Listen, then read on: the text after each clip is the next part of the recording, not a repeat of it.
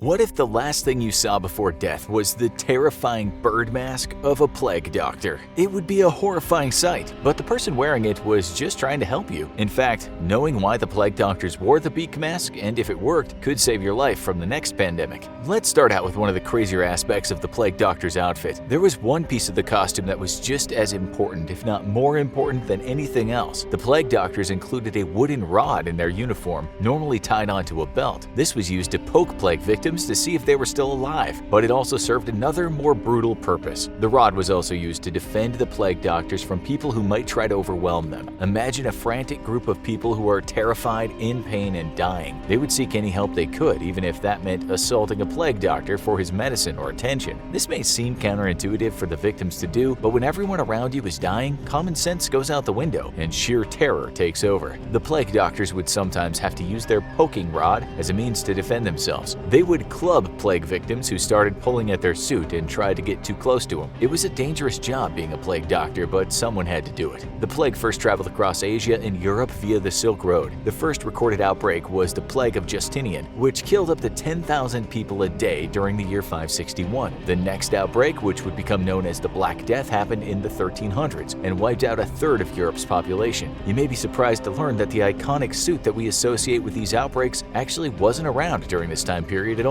It wasn't until the 17th century that the plague doctor costumes were introduced to the medical world. Would the plague doctor's iconic suit have made a difference during these earlier pandemics? What about the pandemics of today? In order to uncover the answers to these questions, we have to know the real reason physicians wore plague suits and masks. The plague doctor outfit may have had its beginning not in medicine but in comedy. The outfit itself could actually have gotten its start in the theater, but then was adopted later by doctors to protect themselves from the plague. The first representations of the plague doctor outfit came from satirical writings and political cartoons, so the terrifying mask that can haunt people's dreams may have originally been used to make people laugh. The use of the plague doctor outfit is normally credited to Charles de Lorme, who was a physician that had treated the royals of Europe, including King Louis XIII. In his writings, he described the plague doctor's outfit as a long coat covered in scented wax, leggings, long pants that connected to boots, a shirt that must be tucked in, and a leather hat and gloves. Moroccan leather was the preferred material for the plague doctor's outfit, including the mask. So, what was the real reason for the costume? It did serve a purpose, but due to a lack of medical knowledge of the time, it wasn't as effective as plague doctors had hoped. Lorme described the shape of the mask as needing to be half a foot long, shaped like a beak, filled with perfume and only 2 holes, one on either side near the nostrils, but that can suffice to breathe and carry along with the air one breathes the impression of the herbs enclosed further along in the beak.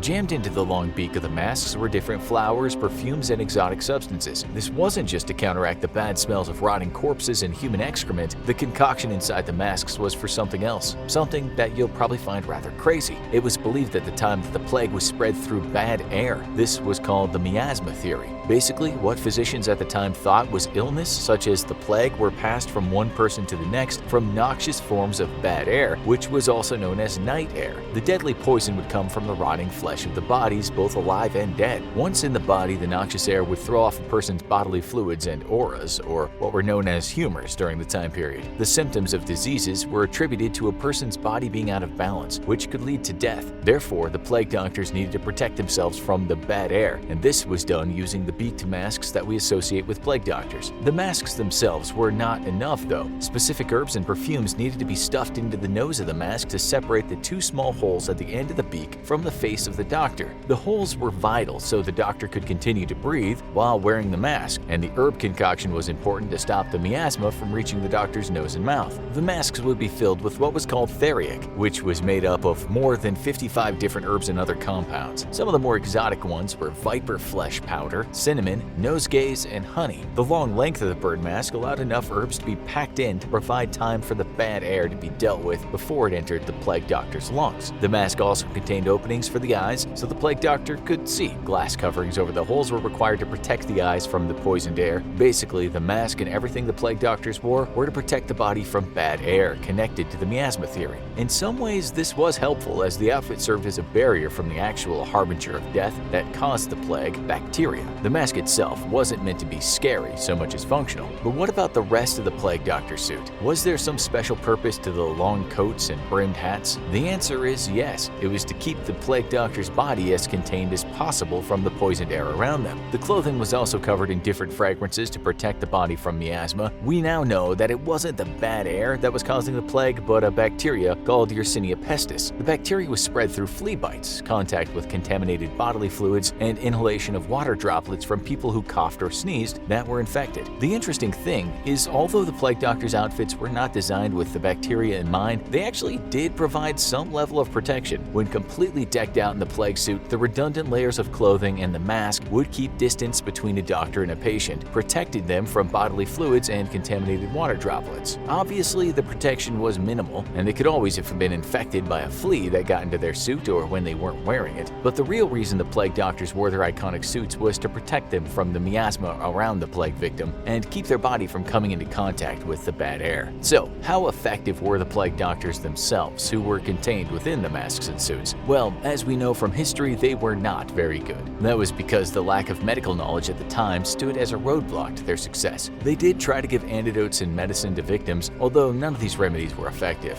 One of the most common forms of treatment was giving an infected person the same theriac concoction that plague doctors stuffed into the beaks of their masks to help them breathe in clean air. The victims of the plagues suffered terribly before many eventually succumbed to the disease. Plague doctors had to deal with patients who had swelling of the lymph nodes that would often rupture, causing blood and pus to seep out of the wounds. The infected would also have high fever, chills, vomiting, diarrhea, and be in a lot of pain. The messiness associated with the plague allowed the bacteria to spread rapidly, as most people didn't know what precautions to take or how useful good hygiene could be. By wearing their multi-layered leather suits and long masks, the doctors were able to at least protect themselves from certain forms of transmission of the plague while they treated victims around Europe. But treating the infected were not the only thing the plague doctors did during the 17th century. These physicians were also responsible for being the witnesses of wills as people died in the thousands. They would do this while wearing their plague suits to protect themselves. This may be one of the reasons the iconic image of plague doctors became associated with such horrifying nightmares. The suit was so closely connected with death and everything that went along with it that it became ingrained in people's minds. The plague doctors were also responsible for performing autopsies. Again, those lucky enough to be donning their plague suit at the time of inspection were given some protection from the infected corpse, which is better than no protection at all. Today, plague doctor masks are still worn throughout Europe and in different celebrations such as Mardi Gras. Other carnival celebrations, especially in Italy, often use the plague doctor suit as a commedia dell'arte. Although we often associate the elongated mask of the plague doctor with death and terror, its origins may have been more comedic, which is how the masks are most often used today. What we can learn from the plague doctors and their iconic suits is that just because something looks interesting, terrifying, or funny does not mean it can protect you from a disease. We can follow the advice of medical professionals and scientists during the course of a plague or pandemic to keep ourselves safe. Given what we know today about infectious diseases, the plague doctors would have most likely swapped their bird masks and potpourri for surgical masks and antibiotics. Now go watch What Made the Black Death So Deadly and Who Were the Plague Doctors? Or check out How Did the Bubonic Plague, Black Death Actually End?